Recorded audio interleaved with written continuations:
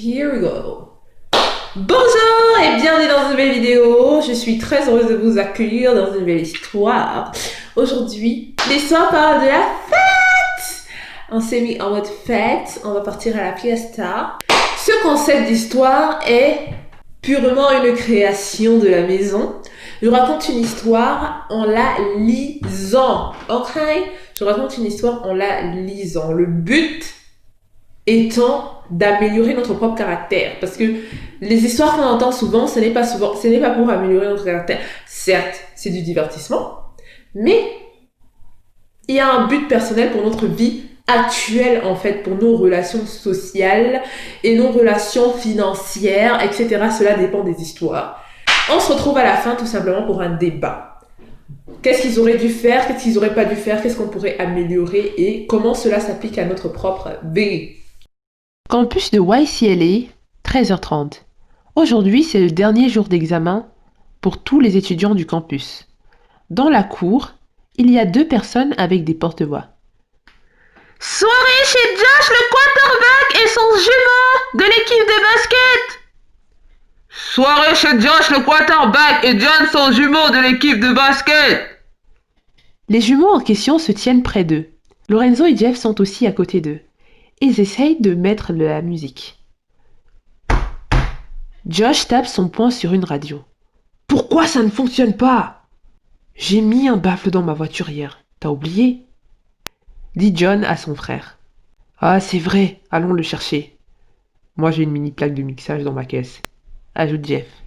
Quelques instants plus tard, la musique résonne dans le jardin du campus. Les étudiants dansent. Pamela s'approche en dansant de l'endroit où sont réunis les garçons. Axel aussi s'approche d'eux et arrache un des porte-voix. Jefferson Maclay est un grand malade! Jeff le regarde au loin et éclate de rire. Josh récupère le porte-voix des mains d'Axel. Soirée chez mon frère et moi, seulement pour les gens cool et les hipsters.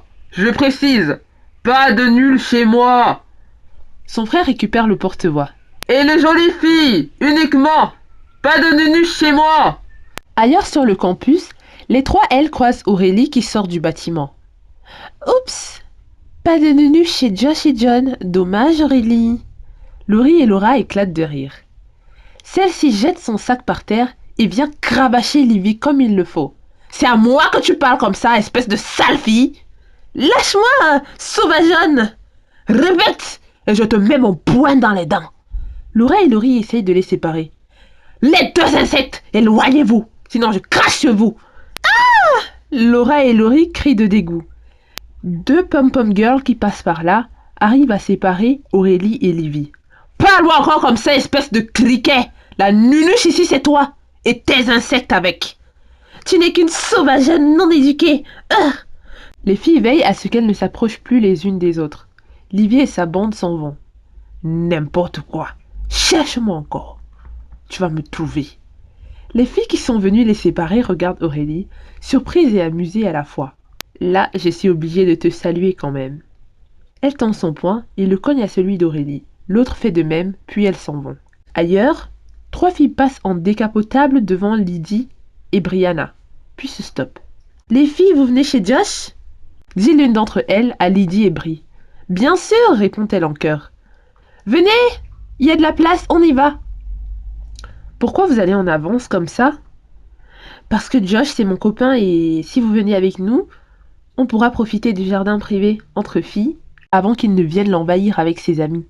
Je comptais aller chercher mon maillot de bain avant. Nous, pareil! Répondent les trois filles en chœur. On va d'abord s'acheter des maillots de bain. Et Josh m'a demandé de passer acheter de quoi faire un barbecue, donc on va faire les courses là. Lydie et Brie, sans plus tarder, montent dans la voiture et elles s'en vont. Allons les bras, dit Aurélie au téléphone en regardant la décapotable s'éloigner au loin. Il y a une fête chien populaire du campus. Viens. Oui, tu peux venir avec eux si tu veux. Ok, à tout à l'heure. Quelques instants plus tard, Amy, Jess, Brooke, Lydie et Brie qui étaient dans la décapotable entrent dans une belle villa à vive allure. La piscine et le rooftop sont déjà remplis et il y a des jeunes qui dansent partout. Elles vont toutes dans un petit jardin et se mettent à danser. Jess, ça va? Tu as l'air un peu triste. Ouais. Moi aussi je suis un peu triste, dit Brianna. T'es pas seule. C'est la fin d'année et c'est probablement la dernière fois qu'on se voit avec certains d'entre nous. Ne parle pas de dernière fois, Bri, demande Lydie. Moi je suis triste parce que tous les beaux garçons du campus sont en couple. Ses copines éclatent de rire. Mais non, pas tous. Qu'est-ce que vous en pensez de John, le jumeau de Josh? Patouche, lui, c'est mon crush. Mais je croyais que c'était Dylan. Non, Dylan, c'est mon crush du club journal. Elle rit. Et ton crush de l'équipe de foot, c'est qui? Demande Lydie sarcastiquement. Vous voulez vraiment savoir? Je ne vous dirai pas. Ah ah, ajoute l'une d'entre elles. Ça veut dire que c'est lui ton vrai crush. Jess, la voix est libre. Yes! Attention, Jess, peut-être que Aurélie est déjà sur le coup donc. Qui ça? Ah, la fille excentrique qui passe son temps à hurler. T'as vu mes yeux et mes cheveux? Aurélie ne peut pas rivaliser avec ça. Et aucune d'entre vous d'ailleurs. Elles éclatent de rire. Hola, amigas! Je suis venue avec Lorenzo. Elle se retourne et aperçoit Pamela. Bienvenue! Ça veut dire que les garçons sont déjà là? Oui, mais ils sont à la piscine. Ils prennent un verre avant de monter pour déjeuner. Quelques instants plus tard, ils sont tous, garçons comme filles, sur le rooftop en train de danser et de s'amuser. La fête bat son plein. Axel regarde sa montre, puis regarde Jeff. Ce dernier regarde sa montre à son tour et se tourne vers John. Hey John, mes potes et moi on doit partir. Déjà? Pourquoi? Non, restez. On a une autre fête. Ah ouais? Ouais. À la base, on avait prévu d'y aller après les examens avant que vous nous invitiez ici. Waouh. Ok. Et c'est où? Malheureusement, l'adresse est secrète, mais... Petit indice, c'est un acteur assez connu. John se redresse brusquement. Quoi? Demande son frère inquiet. Jeff et ses potes vont chez un acteur pour une soirée. Non, bon, ouais, on va chez un des amis de mon frère pour une soirée. Ah bah ok, allons-y tous. C'est sur réservation? Non, répond Jeff. Mais il... Alors, allons-y. Emily! Appelle Josh au loin. Oui? Il fait signe à Emily d'approcher. Brie, Lydie et Pam sont en train de danser et les observent au loin. Elle voit Amy en train de sauter de joie. Les filles, qu'est-ce qui se passe là-bas? Elle s'approche de l'attroupement. Emily les enlace toutes. On va à la soirée avec vous, les filles! C'est qui, on? Demande Pamela. Moi, mon copain et John. Cool! Bon, éclipsons-nous alors avant que quelqu'un ne nous remarque, chuchote Lorenzo. Ils s'en vont discrètement de la fête des jumeaux. 3 voitures démarrent et roulent à vive allure en cortège. Au même moment, hors du portail de chez Josh et John, une voiture qui s'apprêtait à rentrer se stoppe. Dans la voiture, Nebra, assise à côté du conducteur gothique. Eh, c'est qui eux? Je reconnais la voiture de Jeff! S'exclame Aurélie. Et celle de Josh? Oh! Et celle d'Axel! Suivons-les! Le garçon démarre à vive allure. Ha ha! J'adore! Dit Nebraska. Mais ils vont où comme ça? Bob, tu connais cette allée-là? Non, mais t'inquiète pas, on va pas les lâcher. Imaginez qu'ils vont dans une soirée de ouf où l'alcool coule à flot, il y a de la drogue partout. Dommage pour toi, Nebra, ils ne prennent pas la drogue. Mais l'alcool, c'est si. Pas grave. De toute façon, j'en ai pris à emporter et à vendre. Tous éclatent de rire. Quelques minutes de route plus tard, un énorme portail s'ouvre et les 3 voitures entrent. Le groupe des 9 amis entre ensuite dans une grande salle très lumineuse avec une magnifique vue sur Los Angeles. Qu'est-ce que ça fait du bien de ne plus avoir à se remettre dans les cahiers après le campus, s'exclame Jeff. À l'extérieur de la villa, dans la voiture de Bob. Oh mince! Il y a un énorme portail, les gars. J'ai un plan. On va dire que on est venu avec les 3 voitures qui viennent d'entrer, ok? Mais non, on n'a pas de preuves. S'ils nous bloquent à l'entrée, on dit « En la présence du shit !» dit Bob, coupant la parole à Nebra. Puis il continue de rouler vers le portail. Arrivé devant, ce dernier s'ouvre automatiquement. Ils sont étonnés, vont se garer, puis ils descendent de la voiture. Les gars, attendez! Si la bande de Jeff nous voit, on dit quoi? qu'on a du réseau et qu'ils ne sont pas les seuls à connaître des célébrités. Yes! Bonne excuse. Ils s'avancent tous les trois vers l'entrée de la maison. Dans la grande et belle salle, les gens sont en train de danser de toute leur force à la house saxophone qui résonne. Au loin, Derek et un jeune homme portant des lunettes de soleil entrent dans la salle. C'est comme ça que j'imaginais ma soirée. T'as vu toutes ces jolies filles? Tu veux dire magnifiques. Ils vont s'asseoir sur le comptoir d'un bar. Aurélie et sa bande entrent au même moment dans la salle. Waouh! S'exclame Nebraska. Aurélie et elle s'avancent ensuite en dansant joyeusement.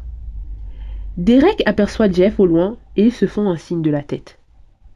Ailleurs, Lydie est en train de discuter avec une autre fille. Pam est en train de discuter avec un jeune homme. Brie et Axel sont en train de danser à côté d'un autre couple. Pendant ce temps, Nebra et Aurélie les cherchent des yeux. Tout à coup, Nebraska tombe yeux à yeux avec Derek. Puis elle détourne la tête. Aurélie, viens voir. Oui, quoi? Là-bas.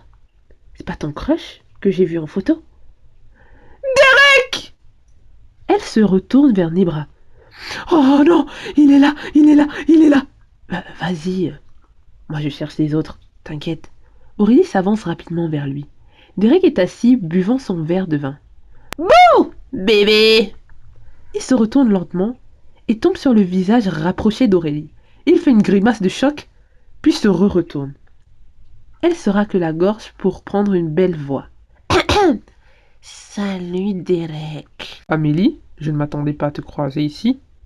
Ah mais qui? Moi c'est Aurélie, bébé. Elle fait mine de pleurer.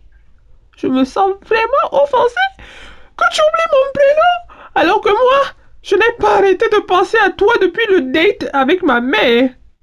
Tu ne vas pas te mettre à pleurer. C'est l'effet de surprise, t'inquiète. Tu es venu avec mon frère, c'est ça? Non. Moi aussi, je connais du beau monde, chouchou, tu sais. Ok. Tu ne veux pas savoir comment va ma mère? Plutôt notre maman. Et comment va-t-elle? Elle est déjà rentrée. Elle te fait plein de bisous. Merci. Bon. Il s'apprête à se lever. Salut les tourtereaux. Nebra apparaît tout à coup. Il baisse la tête et la regarde intrigué. Ah, Derek Chou, je te présente Nebra, ma best friend. Bonjour. Est-ce que j'ai bien entendu ou tu nous as appelés tourtereaux? Si tu savais comment vous allez bien ensemble, tu ne serais pas si surpris. Répond Nebraska, ce qui fait éclater bruyamment ce dernier. Au loin, la bande des 6. Les gars, regardez. Jeff pointe du doigt en direction de Derek. Aurélie? Disent-ils tous étonnés. C'est qui la blonde avec eux? Demande Lorenzo. Nebra, la nouvelle meilleure amie d'Aurélie. Comment il a atterri ici, cette Aurélie? Peut-être que Nebra connaît du monde et était au courant de la fête. Non, Brie. T'as vu sa dégaine? Ah, t'as raison. Aurélie, c'est vraiment une magicienne, hein. Depuis quand elle discute avec Derek? Aurélie les aperçoit au loin et leur fait signe de la main. Ils sont des fois snobs, ces gamins de la bande de ton petit frère, dit-elle à Derek. Je leur fais signe de la main et personne ne répond. C'est probablement parce qu'ils ne s'attendaient pas à te voir ici. Je leur ai déjà dit qu'il ne faut pas se fier aux apparences. J'ai pas l'air, mais je suis très riche, hein. Je connais des stars. Il la regarde, ne sachant quoi répondre à ce stade. Bébé, attends-moi là, je vais les saluer. Ces gamins. Je reviens. Elle s'en va, presque en sautillant. Hello les amis! Ils l'ignorent tous. Hello les amis! Ils se tournent tous, la regardant choqués. Tu vas bien? Répond Brianna sur un ton sarcastique. Aurélie reprend son souffle et sourit. Oui, je vais bien. Salut les beaux gosses, vous allez bien? Oui, répondent les garçons en chœur. Et toi? Mais merveilleusement bien, mon cher Axel le beau gosse. Et vous les copines? Elles sont où ces copines? Lydie ricane, ce qui vexe Aurélie. C'est bon, je rigole, on va bien. Je suis tellement surprise de vous croiser là, les filles. Je ne m'y attendais pas. Je croyais qu'il n'y aurait que des gens qui ne sont pas du campus. Comment vous êtes arrivés là? Jeff affiche une mine amusée. La vraie question, c'est plutôt comment toi, tu as atterri ici. Je suis venue avec Nebra. Elle fait signe à Nebra de s'approcher d'eux. Celle-ci avance pendant qu'Aurélie continue de parler. Vous savez, elle connaît du monde. Je connais du monde. L'habit ne fait pas le moine. Salut tout le monde. Salut, répond-il à Nebra en chœur. Elle leur serre la main. Moi c'est Nebra, enchantée. Enchantée Nebra. Elle sourit au garçon. Lequel d'entre vous est célibataire? Les filles la regardent. Vraiment, quelle histoire! Moi j'ai plusieurs questions sur la fête. Pourquoi? Je me suis toujours demandé, pourquoi est-ce que la fête est obligatoirement associée à l'alcool? Pourquoi est-ce que la fête est obligatoirement associée à la drogue? Pourquoi est-ce qu'il y a des gens qui aiment fêter? Franchement, je ne connais pas la réponse. Je ne vais pas vous apporter cette réponse parce que je ne sais pas. Donc si vous savez, dites-moi, apprenez-moi quelque chose en fait. Apprenez quelque chose à quelqu'un aujourd'hui. Dites-moi pourquoi est-ce qu'il y a toujours l'alcool et tout, etc. dans les fêtes. Qu'est-ce que ça a à y voir? Et qu'est-ce qu'on retrouve dans les fêtes en général? Les bagarres, de la drogue, les gens qui se fricotent au coin de la salle. Quand j'étais en première année de fac, c'était ma première découverte des soirées, des fêtes, etc. Et des clopes, de la musique à outrance, des cocktails dangereux avec vodka ou je sais pas quoi. Of course, l'un ne va pas sans l'autre. C'est comme si sans ça, les gens ne peuvent pas faire la fête. So I don't get it. Could you explain me? Dans l'histoire qu'on vient d'écouter, il y a un phénomène qu'on appelle le je m'invite. Dans les fêtes privées, il y a toujours une personne, on n'est pas très sûr qu'elle a été invitée, mais elle est là. Moi-même, j'ai déjà été une je m'invite à la fête. Pourquoi les gens font le je m'invite à votre avis? Eh bien, parce qu'ils ne veulent pas être rejetés. L'acceptation du rejet. Il faut accepter qu'on ne te veut pas là-bas, et souvent c'est très dur. Des fois, tu as des intérêts à cette fête-là, tu dis « Oh non, mon crash, il sera, il faut absolument que j'y aille » ou il y aura de l'argent, ou il y aura des gens intéressants, etc. Des gens qui pourront t'apporter quelque chose, ou tu t'ennuies tout simplement et tu veux absolument aller à la fête. Le « je m'invite », en fait, ça envoie des signaux, en fait. Ça envoie des signaux qui signalent aux gens que tu n'es pas, que tu es needy, que tu n'as rien d'autre à faire. Et croyez-moi, les « je m'invite », on les remarque toujours. Même si on ne dit rien, on remarque toujours. On m'avait pas invité à un anniversaire, ça c'était quand j'étais encore petite, et je pensais que j'allais passer crème, incognito, mais je n'avais pas eu de gâteau. Et ça m'a marqué jusqu'à aujourd'hui. Je me suis déjà invitée à plusieurs fêtes. Donc j'ai déjà été une petite Aurélie dans ma vie. Maintenant, on se dit, waouh, les fêtes, machin, c'est pour les gens cool. Les chrétiens ne font pas la fête, etc. Et quand tu te dis, chrétien, oh non, non, non, non, moi je veux pas, j'aime trop la fête, je veux pas devenir chrétienne, sinon je dois renoncer aux fêtes. Qui vous a dit que les chrétiens ne fêtent pas? Qui vous l'a dit? Les chrétiens font la fête, bon. Attention, nuance. Il y a les fêtes qu'on connaît tous, on se dit Noël, en fait, qui le petit Jésus. Pour info, Jésus n'est plus un bébé, en fait. Il a fini sa mission sur Terre et c'est le Seigneur des Seigneurs. Il a fini sa mission sur Terre. Il a eu son ministère à 33 ans. À 33 ans. Donc, enlever ce souvenir un peu du bébé Jésus. On est dans la période de Noël, etc. Donc, juste pour info, Jésus-Christ n'est plus un bébé. Même comme certains chrétiens disent que ça n'a rien à voir avec la naissance de Jésus, ce que je suis plutôt d'accord avec eux. Ça n'a rien à voir avec la naissance de Jésus, c'est des fêtes païennes qui sont recyclées et mises sur le catholicisme, etc. Par contre, tu ne vas pas voir des croyants nés de nouveau, des croyants qui ont décidé de marcher avec Jésus dans leur vie de tous les jours et le Saint-Esprit, aller faire des fêtes, soirées dans le noir, alcool, drogue, garçons, filles, etc. Comme ça, tout simplement. Pourquoi? Pourquoi? Parce que le principe d'une vie sanctifiée, c'est de tout faire pour la gloire de Dieu. Alors tout ce qui ne glorifie pas Dieu est supprimé. Tout ce qui ne glorifie pas Dieu est mis là, à terre. Tout ce qui ne glorifie pas Dieu, c'est quoi? C'est tout ce qui glorifie la chair, tout ce qui nourrit la chair, le plaisir charnel en fait. Quand les mondains fêtent, quand en général les gens fêtent, c'est pour fêter quoi exactement? Quelqu'un va te dire, je viens en soirée. Soirée de quoi? On fête quoi exactement? On ne fête rien. Or, la fête, selon Dieu, c'est de célébrer, en fait, c'est de le célébrer, lui, de célébrer ses bienfaits. Oh là là, désolée, ma caméra s'est éteinte.